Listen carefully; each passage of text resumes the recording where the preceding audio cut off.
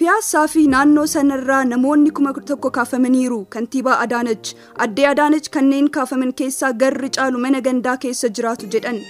Kooriidara magaalaa Finfinnee maal of keessatti hammate kanneen jedhuu fi odeeffannoo wal fakkaataa irratti qindeeffanne qabnaa hanga xumura qophichaatti nu faana tura.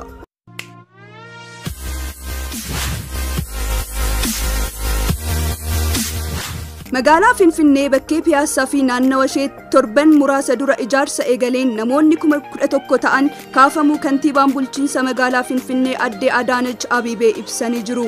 Addee Adaanach kan kana jedhan marii akka lakkoofsa Itoophiyaatti bitootessa 18 bara 2016 miidiyaalee mootummaa irratti darbe irratti.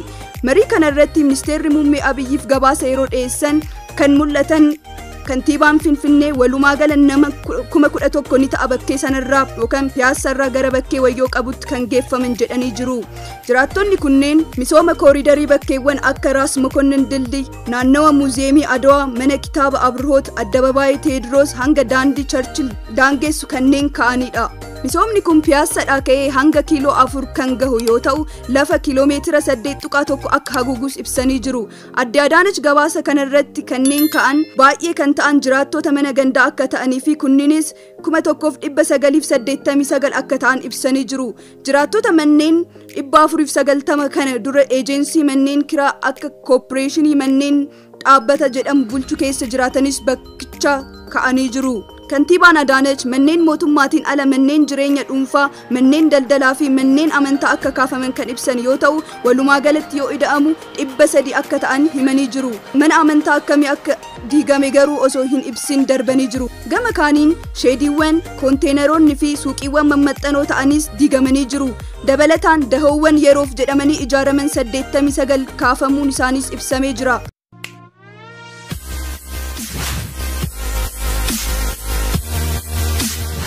Manneen jireenyaa, daldalaa fi amantiin alatti dallaawwan, riiqachawwan, lafoo, sararawwan ibsaa, bishaanii fi bilbilaa dabalatee bu'uuraaleen misoomaa baay'een diigamuus kantiibaan Adaanach dubbatanii jiru. Addee Adaanach jiraattota 11,000 kaafaman keessaa 619 kan ta'an barattoota akka ta'an eeranii jiraattonni naannawa kanneen irraa kaafaman akka filannoo isaaniitiin manneen jireenyaa waliinii yookaan mana gandaa isaanii kennamuu gabaasa isaanii ibsanii jiru.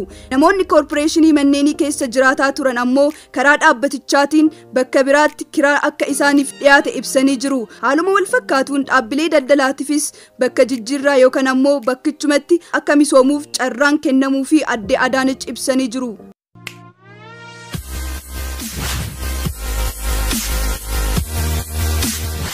Mootummaan naannawa misoomaaf barbaadee manneen ji'a tokko keessatti guutumaan guututti karoora diiguu akka qabu kan ibsan yoo ta'u hanga ammaatti harka 100 keessaa harki 70 tokko kan ta'u diigamuus ifa godhanii jiru. Addee Adaanach naannawa sanatti gamoon kamiyyuu akka hin diigamne dubbataniiru. Haa ta'u malee gamoowwan 102 bakkeewwan kanatti argaman akkaataa qajeelfama mootummaan kennuun akka haaromfaman dubbatanii maateeriyaalii akkamiitiin haaromfamuu qabu, ibsaa akkamii qabaachuu qabu, halluu akkamii immoo dibamuu qabu kan jedhu qoratamee akkaataa kanaan deebisnee kennineerraaf jedhanii jiru. Bakkeewwan kanneenitti hanga ammaatti abbaa taayitaa eegumsaa godambaatiin kan qajeelfaman jiraachuu kan dubbatan Addee Adaanach bakkuma isaan jiranitti haaromsuu bareechuun hambaa ta'uu isaanii seenaa Adawaa waliin wal qabatee hawwata turistiif ta'uu akka danda'anitti gahoomsuun hojjetamaa jira jedhanii jiru. Jiraattonni bakkeewwan kanneen irraa yeroo kaafaman irra deddeebiin mariin akka taasifame kan himan Addee Adaanach Abibee naannawwan sun diigamuu irratti namoota tokkoyyuu muufii hin dhiyeessine jedhanii jiru.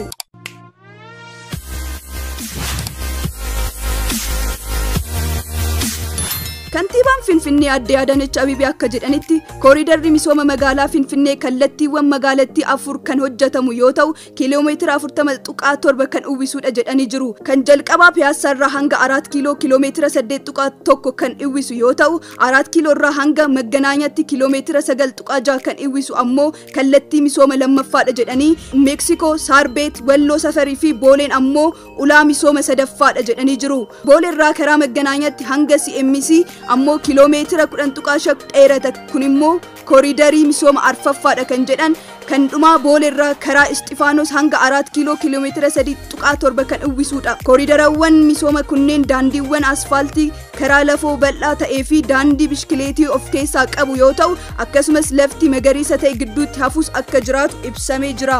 Ministeerri muummee Dr. Abiy waa'ee kooriidarii misooma akkana bal'aa ta'e kana wayitaa dubbatan magaalaa Finfinnee haala kanaan deebisnee ijaaruuf hooggansi ija jabinaan hojiitti seene hin jiru jechuun kutannoo hooggansa isaanii jajan. Hojiin kooriidarii misoomaa waggaa osoo hin taane ji'oota keessatti akka xumuramu ministeera muummees ta'e kantiibaan magaalaa Finfinnee irra deddeebi'aan dubbatanii turan.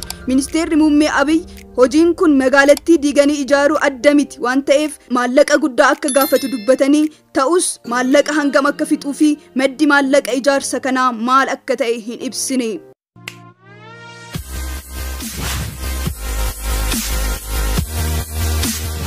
odeeffannoo waqtaawaa fi sirrii argachuuf ammoo chaanaalii keenya subscribe gochuu hin dagatinaa jecha dhaggeeffattoota fi daawwattoota maatii Siinqee Production hanga xumura qophii keenyatti waan nu faana turtaniif guddaa isaa galatoomaa isiniin jenna.